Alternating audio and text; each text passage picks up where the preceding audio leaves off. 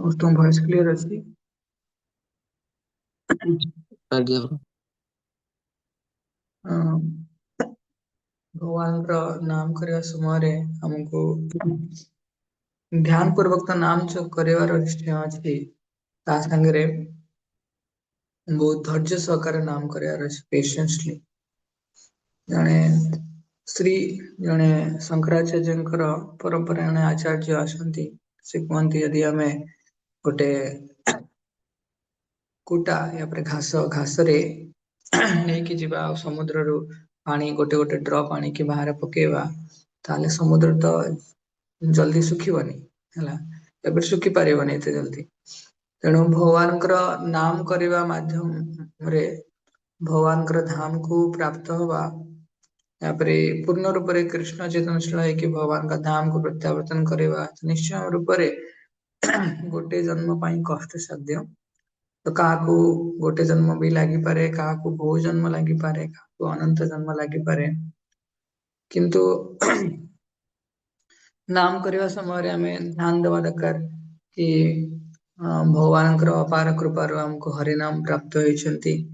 ଶ୍ରୀ ଗୁରୁଦେବ ପ୍ରାପ୍ତ ହେଇଛନ୍ତି, ଶ୍ରୀ ବିଗ୍ରହ ପ୍ରାପ୍ତ ହେଇଛନ୍ତି, କିମ୍ବା ତୁଳସୀ ମହାରାଣୀ ପ୍ରାପ୍ତ ହେଇଛନ୍ତି, ଶାଳଗ୍ରାମ ଶିଳା ଇତ୍ୟାଦି ସମସ୍ତେ ପ୍ରାପ୍ତ ହେଇଛନ୍ତି। ସାଧକ ମାନଙ୍କର ଭକ୍ତ ମାନଙ୍କର ସଙ୍ଗରେ ଆମେ ଭଗବାନଙ୍କର ନାମ କରୁଛେ। ତେଣୁ ୟା ଠାରୁ ବହୁମୂଲ୍ୟ ଜିନିଷ ଆଉ କଣ ବା ଅଛି ସଂସାରରେ। ଏଇଟା ହିଁ ହରିନାମ ହିଁ ସାର ବସ୍ତୁ।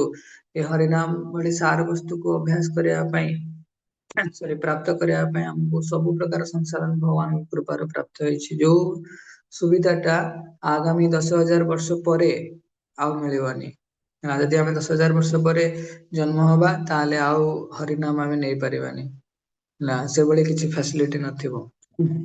ତେଣୁ ନାମ କରିବା ସମୟରେ ଆମେ ଏତେ ଅନ୍ୟ ମନସ୍କ ହେଇକି ଅମନୋଯୋଗୀ ହେଇକି ନାମ କରିବା କଥା ନୁହେଁ। ଯଦି ଆମେ ନାମ କରିବା ସମୟରେ ଆମର ଅଲଗା କୌଣସି ଗୁରୁତ୍ୱପୂର୍ଣ୍ଣ ଚିନ୍ତା ଆସୁଛି, ତାହେଲେ ଆମେ ନାମ କରୁନେ, ଆମେ ନିଜକୁ ନିଜେ ଠକି ଯାଉଛେ। ତେଣୁ ନାମ କରିବା ସମୟରେ ସ୍ପଷ୍ଟ ରୂପରେ ଆମେ ଉଚ୍ଚାରଣ କରିବା, କିନ୍ତୁ ସ୍ପଷ୍ଟ ମାନସିକତା ବି ରହିବା ଦରକାର କି କୃଷ୍ଣଙ୍କର ଏଇ ନାମ ହିଁ କେବଳ ପରମାନେଣ୍ଟ, ଆଉ ସବୁ ଜିନିଷ କ୍ଷଣିକ। ଥରେ ଗୋଟେ ଦିନରେ ଜାପାନରେ 900ଟା ଭୂମିକମ୍ପ ଆସିଥିଲା। ବୁଝିଲା କେତେଟା? 900ଟା ଭୂମିକମ୍ପ ଆସିଥିଲା। କାର୍ଲିଫର୍ନିଆରେ ଜଙ୍ଗଲରେ ନିଆଁ ଲାଗି ଯାଉଛି। ତ ଆମେ କଳନା କରିପାରିବାନି, ଯେତେବେଳେ ଧର ଭୂମିକମ୍ପ ଆସୁଛି ଆମେ କହିବା କି ମୃତ୍ୟୁ ଆସୁଛି ଟିକେ ରହିଥାଅ, ମୋର ଇମ୍ପୋର୍ଟାଣ୍ଟ କାମ ଅଛି, କହିପାରିବାନି। ତେଣୁ ସେଥିପାଇଁ ଭଗବାନଙ୍କ ନାମ କରିବା ସମୟରେ ନାମ କରିବା ବ୍ୟତୀତ ଅଲଗା କୌଣସି ଗୁରୁତ୍ୱପୂର୍ଣ୍ଣ କାର୍ଯ୍ୟ ନ ରହିବା ଦରକାର। ଆମେ ଚିନ୍ତା କରିବା ଦରକାର କି କେବଳ ହରିନାମ ହିଁ ଗୋଟିଏ ମାତ୍ର ଜିନିଷ ଯାହା ଚିରନ୍ତନ। ଅଲଗା ସବୁ କିଛି, ଆଉ ଯେତେ ଆମେ ଭାବି ପାରିବା ଯେ କୌଣସି କାର୍ଯ୍ୟ ଭୌତିକ ଜଗତର ସବୁ କିଛି ଟେମ୍ପୋରାରୀ।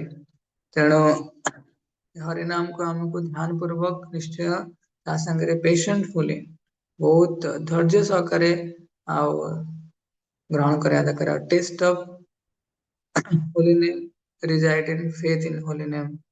ଭଗବାନଙ୍କର ନାମର ଶ୍ରଦ୍ଧା, ଅପାର ଶ୍ରଦ୍ଧା, ତ ନିଶ୍ଚୟ ଭାବରେ ସେଇ ଶ୍ରଦ୍ଧାରେ ଆମେ ଯଦି ରହିବା ଭଗବାନଙ୍କ ନାମ କରିବା ସମୟରେ, ପୂର୍ଣ୍ଣ ଶ୍ରଦ୍ଧାବାନ ହେଇକି ହରିନାମ ଆମକୁ ସବୁ କିଛି ପ୍ରଦାନ କରିପାରିବ।